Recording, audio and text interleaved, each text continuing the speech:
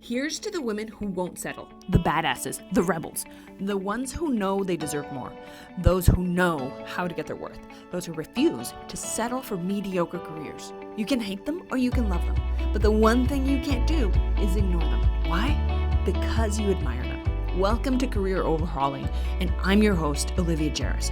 This is a space where I make dream careers and dream salaries happen. Hi guys, Olivia here from Salary Coaching for Women. I thank you. I'm so honored to have you here and to be getting such positive feedback from you guys on this podcast. It's a project that I've had for years and I wanted to do it, and now we finally pulled the trigger a few months ago now, and it's turning out pretty well. The feedback we're getting and the comments and the subscriptions, I really can't tell you enough how much I appreciate it, and I thank you from the bottom of my heart that you're spending your valuable, uber precious time with me, listening to what I have to say as far as resumes and careers, and really getting your way in what it comes down to, careers and life, and persuading and influencing pretty much your way through everything. As promised, today we are going to actually go through the contents and how you lay out your resume. Now, if you're following this series of podcasts, the last time we were talking about how to really think of your resume as a really persuasive tool and really a document that can help you influence behavior. Now, we're going to go into today is how do you craft the perfect resume? And if you simply just Google the perfect resume, CNN, and perhaps type in Olivia Jarris, or actually just go to our page, salarycoaching.com should have this template that I'm talking about.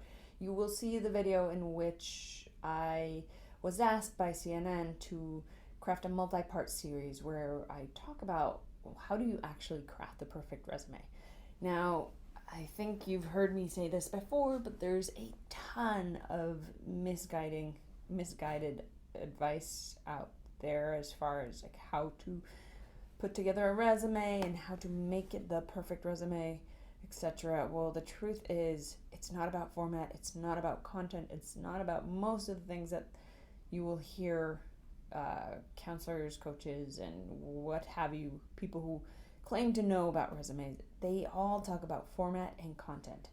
It's not about that. It is about persuasion. It is about influencing behavior and really influencing the story that the reader is telling themselves while they're reading your resume. So it has nothing to do with your resume. It has everything to do with the reader. All right?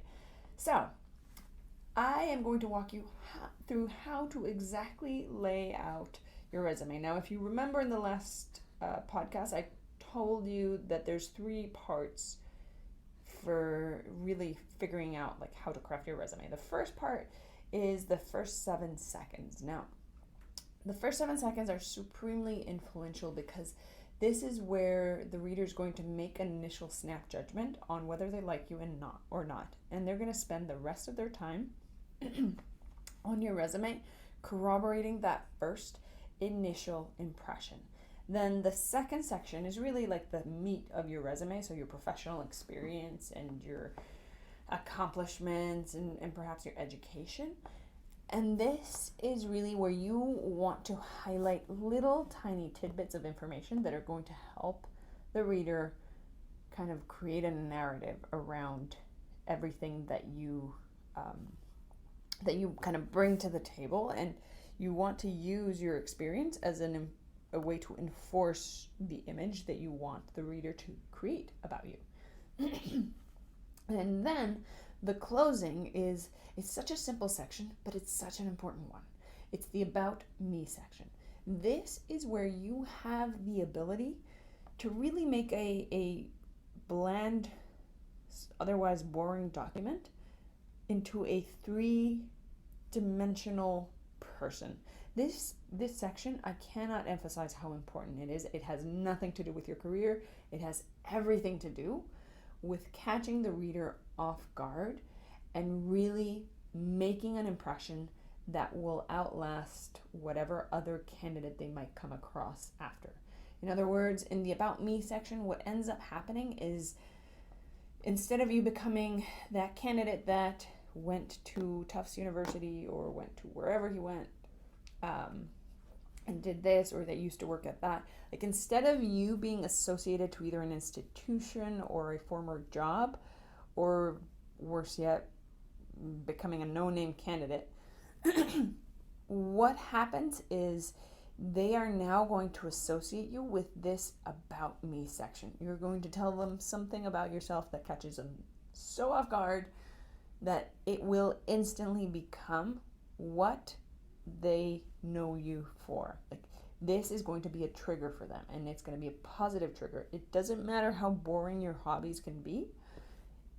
We are going to find something interesting for you to talk about. So let's go up to the top of your resume. Now, again, I'm going to be working off the CNN Jane Doe resume that I used for that part, that series part in CNN, because it's kind of widely available as far as templates go. It's all over the media, and people have been asking me a lot about this specific resume. So I'm going to go with it, use it. If you actually want the template and you want to make this so much easier for yourself, you are more than welcome to join our course in which I overhaul your resume, or show you how to overhaul your own resume, but I also give you all my templates. So all my scripts that I use for resumes, for cover letters, and all the emails that I use to craft outreach campaigns or outreach strategies for individuals who I work with. You can access all of that in one of our courses that you can find if you go to salarycoaching.com. So anyhow, Jane Doe, let's start with this. As far as the name and how it should show up in your resume, at the top of your page. Now again, I am not a format person. Format ultimately doesn't matter. People will forget what they read on your resume, but they will not forget how your resume made them feel. I want that notion to be ingrained in your head because it's so accurate, it's so true, and people often don't think about that. They just think about the format and how things look, and the reality is they will forget. They will be happy. A reader will be happy to forgive that you had a typo or that you misspelled something, but they will not forget how you made them feel. So if you come across as super cocky on your resume, people won't forget that. But if, on the other hand, you came across as someone who's like really giving and caring and just wowed them with your experience and who you are, they won't really care that there were 3 misspellings and 2 typos. All right? So, how you want to think of the top part of your resume, the way that the eye travels when they're landing, when an eyeball, to put it politely, I guess I can't really say it in any prettier way, but when an eyeball lands on your resume, it's going to be coming from the right side of the page, and it's going to travel, it will automatically travel to the center of the page. Now, if it sees that the name is either towards the right or towards the left, what's going to happen is the eyeball is going to move to wherever it is. But we want to make sure that, again, we capitalize on those first 7 seconds and we keep the status quo, and we kind of keep the path that the eye would naturally take so that it doesn't waste any time going either to the right or to the left. So you want it to be centered. You want your name centered. It doesn't matter what font, what colors, within reason. Know your industry, understand that you can drive an impression, but really that's not what we are striving for here. I'm okay with so many different types of formats and colors and things that you want to go with. Do it. What really matters is how you are influencing their behavior. Okay? So, name has to be centered. Underneath it, so many people tend to put their address, their LinkedIn profiles, their emails. There are tons of contact information. And the truth is, we don't need to do that. Like, you're wasting precious real estate by giving all of that information. All you really, really need to do is put your phone number and an email. So I would put my number first. So like 1, 2, 3, 4, 5, 6, 7, 8, 9, 0, and have a space and have a line that divides the number from your email, and you center this, right? Because again, we're following the track that the eye would naturally follow. And then you space and write out your email. So that's really all you need to give. In some circumstances, I will say that if the resume won't get printed, and really the main way that it will be received is online, I might include your own personal website or your LinkedIn profile. But it kind of depends on the situation. All right, so the putting your LinkedIn profile is a maybe. It depends on whether or not it really is valuable in your situation. And truthfully, the only one who can tell you whether it's valuable or not is yourself. So ask yourself, is it of any value? Like, is there going to be relevant content on my LinkedIn profile that they might not be able to see on here? Or like, even, same thing with your website. Like, will they be able to see part of my work or my art collection or things that are important, and give another version or side of me that they cannot see in the resume? And then if that is a resounding yes, I would say put it in there, okay? Because people like clicking on links, and if it's relevant, they will click on that little link and go to your website or to your LinkedIn, or even your video resume, which we've talked about here. But essentially, people do like clicking on things. They won't take the time to write out your website if it's on paper. Most people won't. Or write in your profile and go to it if they have like a print version of your resume. But if it's there, if it's highlighted, and all they have to do is just click, odds are they're going to click. Now, reasons not to put your LinkedIn or website on is if it literally doesn't add any value. So if it's taking them to another place where they're seeing this exact information, you're just going to aggravate them a little bit. And this is the last thing that we want to do at this point, because this, remember, 7 seconds is all you have to make a fantastic impression. And when you make that fantastic impression, what we want to do is make sure to capture it and really harness it and take it down throughout the rest of the resume, okay? So that's really going to take the reader, like your name and your contact info is going to take the reader probably the first 2 seconds of their time. So then what I want you to do, and this is how we seal this positive impression, is to create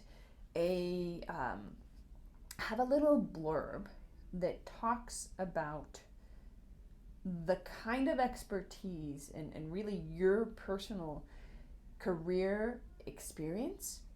So in this case, and I'm going to go ahead and read it to you in just a second, but I want you to think about the 3 parts that go into this little blurb. You telling me about where your expertise lie, and like telling me about a very summarized version of your expertise in your career realm, and then going on to telling me really what like the highlights of your career are. So what areas you are really, really good at, and then really closing it out with telling me about your niche, okay? And the way that you're crafting this 3-part blurb, it's only 2 to 3 sentences, but they're going to be really to the point. So I want you to listen to what I'm going to read here, and you're going to completely understand what I'm telling you. Okay. A seasoned systems expert with over 17 years of experience, I have been fortunate to recommend, implement, and maintain the full spectrum of technologies required to operate one of the highest rated hospitals in the country. From running patient-centric technologies to ensuring institutional systems function smoothly, I have found my niche is in empowering people to navigate and maximize their experience with complex information systems.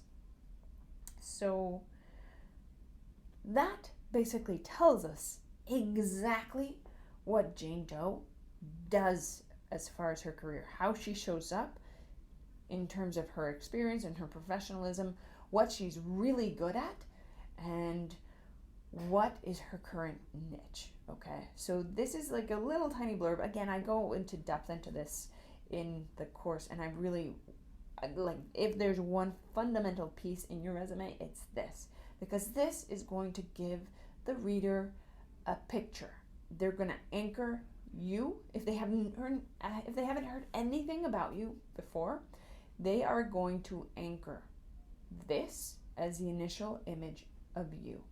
And we want this anchor to really hook very strongly the impression that we want them to have. Okay, so in the first section, you kind of state the kind of experience you have, the years, what you've been exposed to, and then a very important word that I like is being fortunate enough to do blah blah blah.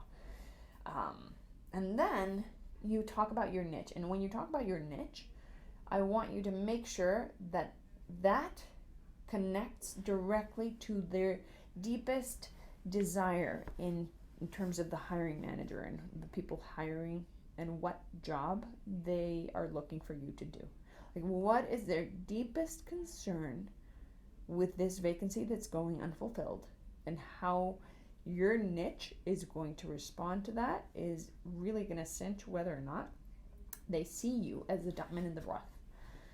Now, in the next section, you might want to add, and at this point, it's probably been 5 seconds or so once I get done reading through that. Okay, so then I'm going to suggest that you add an area of expertise, and all the headers, I'm just going to go ahead and give you my preference. I think you should center them, because again, our eye, the way our eye travels and that our brain likes to function is like, we like opens and closes, and kind of, we like to compartmentalize information in the appropriate way. It does not make a huge difference, again, but we're trying to maximize how we use the natural brain patterns of whoever is reading your resume. So I would suggest you center them, because it's going to make a difference. A tiny one, but it will make a difference, because one title opens, then the next title like appropriately closes. If it's to the left, then it's not really to the right, and it kind of leaves a little bit of a gap on that right side. So just go with what's going to make intuitive sense with the brain, which is center. All right, so the next step is areas of expertise, and this I usually recommend people do 2 columns, so you can very quickly just give snippets of the tools that you've mastered. Say you've mastered coding, so Java, HTML, SQL, or SQL, whatever they want to call it. You mastered Oracle, or some sort of platform that is relevant to your industry. This is where you want to be listing them. Why? Because it again continues to give a frame of reference to this little blurb that we've just anchored. So it gives this anchor all the tools that they want to see that the candidate has, right? So in the first column, you put those kind of skills that are technical and that require more systems. And then in the next column, if you have things that are more like soft skills, like cross-functional team building or customer experience satisfaction or customer satisfaction experience or systems efficiency analysis, like things that are really softer skills that are still required, or that could really be an asset for this position, go right there. And at this point, we've lost the people, all right? So 7 seconds, they've made their mind up. And after the areas of expertise, they have made up their mind whether or not they really like you, and we're gonna go with, hopefully you did your job right here and you're liked, right? So now we're moving on to professional experience.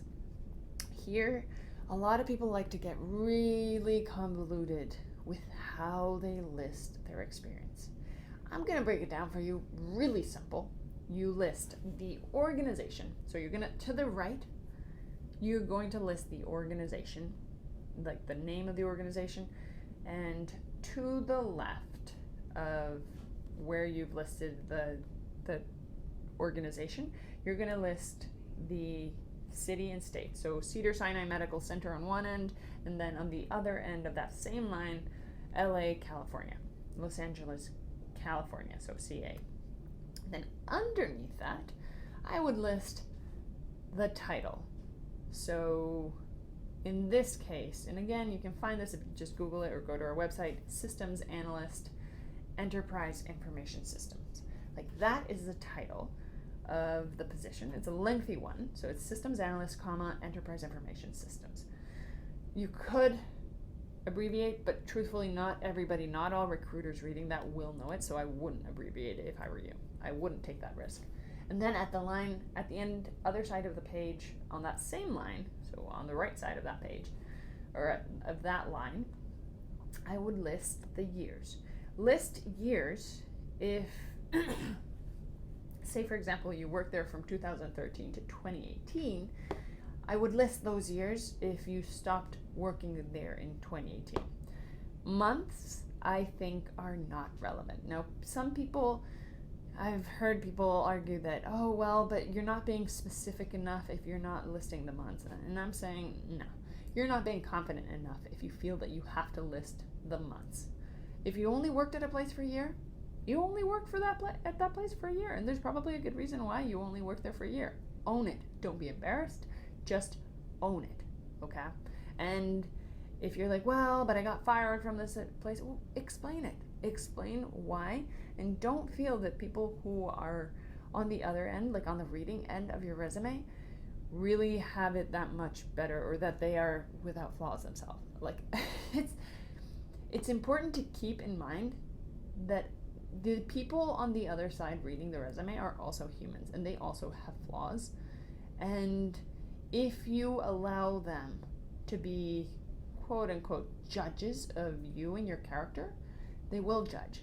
If you don't allow them to do that, if you don't give them the opportunity to judge you, they won't judge. So if they have questions, you can absolutely explain away. So in this case, if say it's 2019, right? If you ended the job in 2019, say 2013 to 2019, and leave it at that. If you're still working in the position, you say 2013 and the little line, and then say current. And then you move on to the next section. Now, the next section, like where you actually list the work that you did, I want you to keep in mind this method, okay? It's a 3-part method, and it's very basic. But this, again, it's how the brain operates, and this is how you need to lay it all out so that the brain internalizes and maximizes the information in the way that we want the reader to maximize it. So you're going to lay out the information by giving a couple of bullet points on what you did on a very broad scope, and then going a little bit more granular and tell us about how you did what you did. And then you're going to add, for at least your next 2 positions, so like your last 2 positions, an accomplishment section. Why do we add an accomplishment section? Well, because this allows the reader to kind of grasp the scope of what you did. So in this case, we're saying, okay, implement and maintain 15 critical and non-critical information systems impacting over 18,000 people. So that's very broad of what this person, of what Jane Doe did at Cedars-Sinai. Then another very broad point was monitor and optimize existing systems, ensuring resource maximization. Very broad. And then we're going to get granular on how she did this. And her next bullet point is uphold change management and control standards. And then troubleshoot all systems across the organization. Implement complex system migrations and go live strategies for partners across the organization.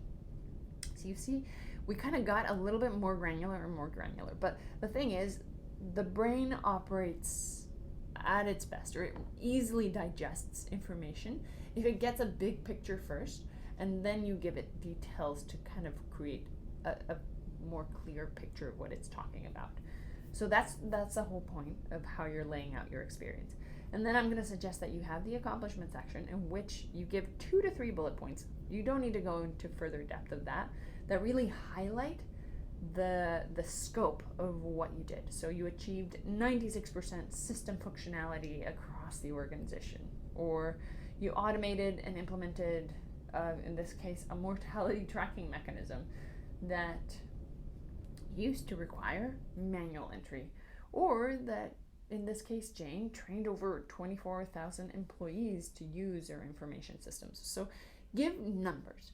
In the accomplishments section, give numbers and give percentages that can come across and that are meaningful to the experience of the reader. Okay, so I want you to do that for your last 2 jobs. You don't have to do it for older jobs, just because, again, remember, you don't have them. You really don't have their attention at this point anymore. And then after you've listed all your experience, education. Education is, here's what I'm going to say about education. You might want to move it towards the top of the resume if really you're a recent graduate and you don't have that much relevant professional experience, and there is a case to be made that your college experience is kind of relevant, and perhaps where you went to a good school, you got a good GPA. Okay, move that up to the top. That is more important than the fact that you worked at Starbucks. But don't take away the experience of those jobs that you did during college, because those are going to be relevant, and do list them. If you don't have any more experience in that, like, I want you to list those part-time jobs and those things that you did while you were in school, because if you do this right, you can influence their narrative still. And remember, you're trying to influence them in seeing you as the response to the deep desires, the deep needs that are going unmet by that vacancy that's going unfulfilled. So you want to use your experience in your words to mirror the experiences and the needs that they have listed already in that position description. Okay. And now the last section is the about me. As I was telling you a little bit before, like, this is just your way, because at this point, they've just read about your experience, your education. You've totally lost them. This person is already thinking about what they're going to have for lunch, or who's going to pick up the kids. Like, it's just, they're gone. They're really gone. So about me, they're just going to browse through it because they're not really interested. And then what you're going to do is you're going to have a paragraph there that talks about you, that really catches them off guard. Like, when you read something, you're like, what the heck? And you're like, I'm just going to have to take a moment and read this again. And this is what I want you to really harness as the closing act of your resume. Because this, again, like I said in the beginning, is going to anchor you in their mind, not as just an association of like, oh, she worked at this company, or she did, she went to this school. It's going to make it about you. Like, this is a trait that belongs to you, not you belong to anything else. It gives you another dimension. So in this case, what she wrote was quality time. So about me for Jane Doe. Quality time with those I love has always been a priority. This is how I picked up horseback riding with my mom, painting with my dad, and photography with my son. As a personal hobby, I picked up Orange Theory fitness workouts in 2016 after committing to help my friend lose weight. After my friend reached her goal, these workouts became my passion, both because they push my limits and make me feel inspired. So this is a pretty easy, relatively tame one. We've had some crazy ones where people are acrobatic airplane pilots or sky jumpers, skydivers. They go hunting for gold in remote places, or they raise, what are those eating plants? The carnivorous plants. This is a fairly tame one, but it's still pretty good. It's still going to grab the reader and be like, oh, Orange Theory Fitness. I've totally heard of this. It must be this new phase or buzz.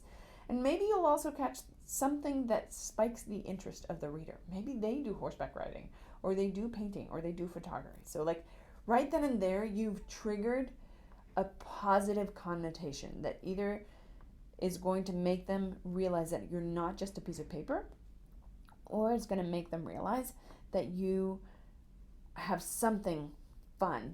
There's a fun fact about you, and if it even connects with them, that's even better. So anyhow, all right, I think that pretty much wraps it up. We've gone into the 30 minutes here, but I bet you will agree, totally worth it. And if you have any questions or any comments, your thoughts, by all means, we love your feedback. Send it my way, either post it in here. I would love for you to recommend this podcast to your friends and family, whoever you think could benefit from listening to this career advice, and in this case, the resume advice. So by all means, please share it. Please like it and subscribe. We've got some really good stuff coming up down the pipeline. And join us on Facebook, Salary Coaching, Facebook page, and Instagram. We're also there, same name. And I hope this was useful. I'm so glad we got to spend this time together. And I will talk to you next week.